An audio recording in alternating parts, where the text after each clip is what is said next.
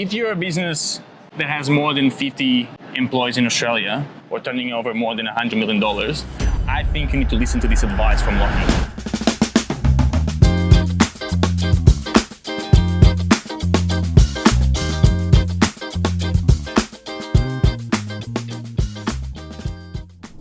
Well, I think it's probably fair to say that like most Group 2 and Group 3 companies, senior executives, leadership teams now know that there is a form of mandatory climate reporting coming their way. But I would also say that majority of them don't actually know what that entails, and they haven't started to think about really anything beyond the basic concept of having to calculate your carbon emissions. And so I think tools like the readiness assessment are really useful because then it shows them their current state of preparedness across all the pillars. So that means across governance, across strategy, across risk, and also across, of course, the metrics and targets. And now then they have that snapshot of where they're sitting and they can make decisions accordingly. Decide if they need to engage external consultants, software providers, or if they have the talent internally to do it themselves. But I think that's got to be the first step for Group 2 and Group 3s. It's interesting from a risk perspective.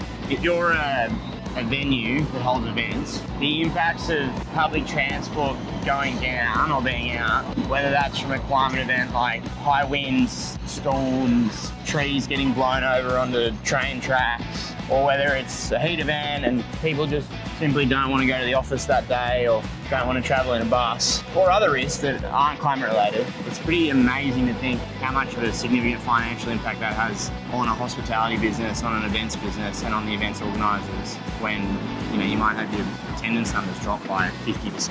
And how, like, my question is like, it's not your fault in a sense. You can do anything. Like, how do you mitigate that? No, but you can, and this is when you think more about it, you can model knowing the likelihood and the severity of these climate-related events like heat waves in certain times of the year, or in flood-prone times of the year, or even looking at when winds and storms are at high frequency, and try and plan if it's that important, you try and plan your event outside of those times.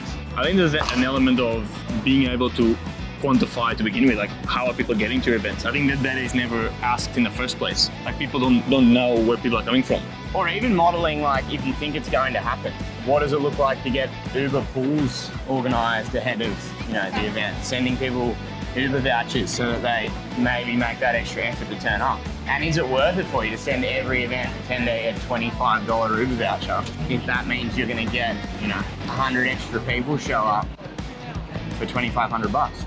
I think there's an element of dividing like the different type of your interaction with the events industry. Like, are you the venue? Are you the organizer?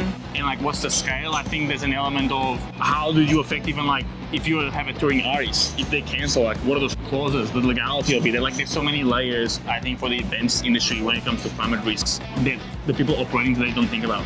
Yeah, but if you're the venue, how good would it be if you could then proactively say to engagement factors we think are appropriate, considering things like the demographics of the people coming to the event, their capacity to spend, the return on investment on each ticket, maybe depending on what city you're in, how far away from the CBD people typically live, like all of these things you can plan.